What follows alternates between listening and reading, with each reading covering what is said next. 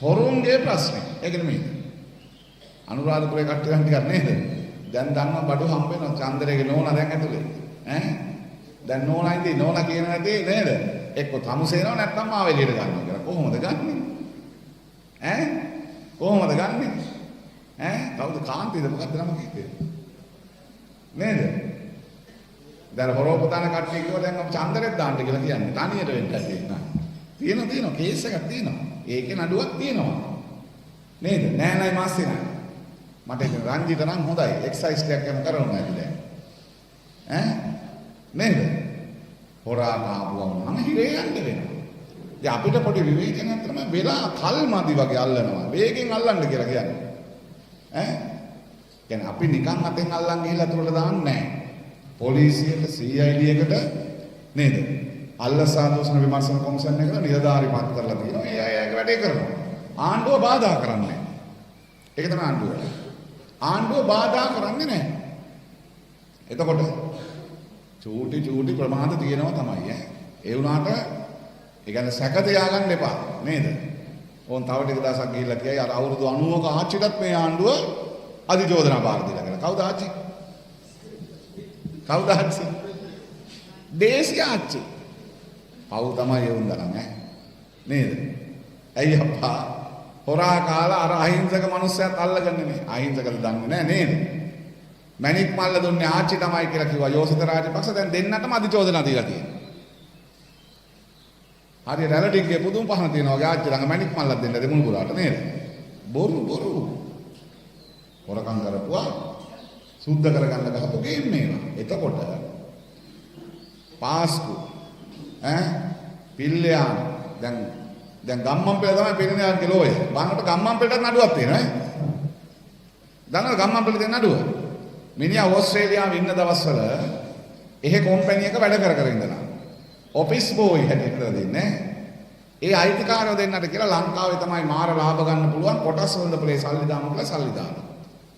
සල්ලි දාලා දැන් මිනිහා දන්නවනේ අර දෙන්නගේ අස්සන ඇටෝනියක් ගහලා විකුණලා අර මිනිස්සු දෙන්නගේ කොටස් වෙනද පෙරේ දාලා දෙච්ච කොටස් ටික ගම්මන් පිළ හොරෙන් විකුණනවා.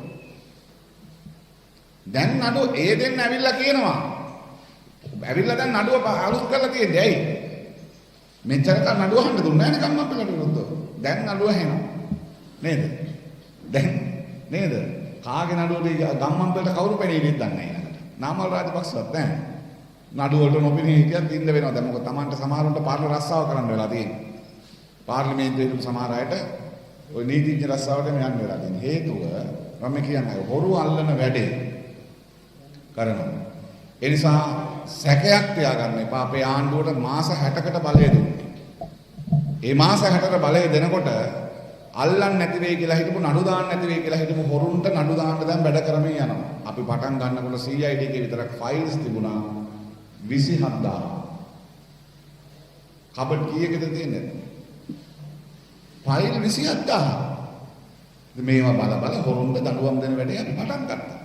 අපේ නීතිඥ මහතුරු අපේ අය මේ වැඩේට අදාළ ක්‍රියාවලිය පටන් ගත්තා. අපි ඒක නිසා ඒකට අපි යනවා දැන් පොලිසිය CID එක අල්ලසා දෝෂ නිර්මාණ කොමිසම. ඒ නිසා මේ හොරු වල්ලන එක ප්‍රමාදයි කියලා හොරුම තමයි කියන්නේ ඒක තමයි මරු. නේ? හොරුම තමයි කියන්නේ කෝ අපි අල්ලපන්කෝ. හරි රොට්ටු සෙල්ලම් කරනවා වගේ නේ අපි කියන්නම් අල්ලන වෙලාවට නම් කුණු ගන්න එපා. කෙඳිරි ගන්න එපා කියලා කිව්වා නේද? මතකද චන්දරේගේ නෝනා ඇතුළට දානකොටම නුවරේ හිටපු මෑන් කෙනෙක් කිව්වා අත තියනවා බලාගෙනයි මගේ නෝනාට කිව්වා. මිනිහත් නෝනත් එක්කම ඇතුළට ගිහලා වෙයිද කලින්. පහුගිය ජනාධිපතිවරණේ අපිට ඡන්දේ නොදීපු මහමැතිවරණේ අපිට නොදීපු නේද? ජනමාධ්‍යවල කියන බොරු වලට රැවටිලා ඉන්න අයට කියනවා. මොකද සමහර මාධ්‍ය කියනවා බොරු කොහොමද දන්නවද? ගෙයින් එළියට පැනලා බලනවා අඩේ මෙච්චර ප්‍රශ්න දෙනවා රටේ කියලා. ඒ ගේ ඇතුලේ ඉන්නපුවම බොරුම නේ. ඒ නිසා මම කියන්නේ නිකන් නෙමෙයි අපේ ආණ්ඩුවක් මාස 5ට බිම ඉඳන් අරන් එන්නේ ආණ්ඩුව. සමහර වෙලාවට දැන් මයිට මාස 5කට කලින් බංකොලොත් රටක්. දැන් බංකොලොත් රටක් නෙමෙයි. අපි මේක නිදහස් කරන්නේ. ඊට පස්සේ ජනාධිපතිවරු ඇමතිවරු වරප්‍රසාද භුක්ති විඳින්නේ නැහැ කිව්වා. භුක්ති විඳිනවද දැන්? නැහැ. ඕගොල්ලෝ දන්නවද? වැටොප් දෙකක් අරන් තියෙන ඇමතිවරු මීට කලින්. අපිටත් මාස දෙක තුනක් යනකොට අපේ මූලස්ථානයේ ගිනුම බාර වෙන සහෝදරයා කිව්වා මේ පාටි දෙක වැටෙනවා වගේ කට්ටියට කියලා. අපි බැලුවා කො එහෙම පඩි දෙන්නේ නැහැ බංකොලොත් රටක නේද?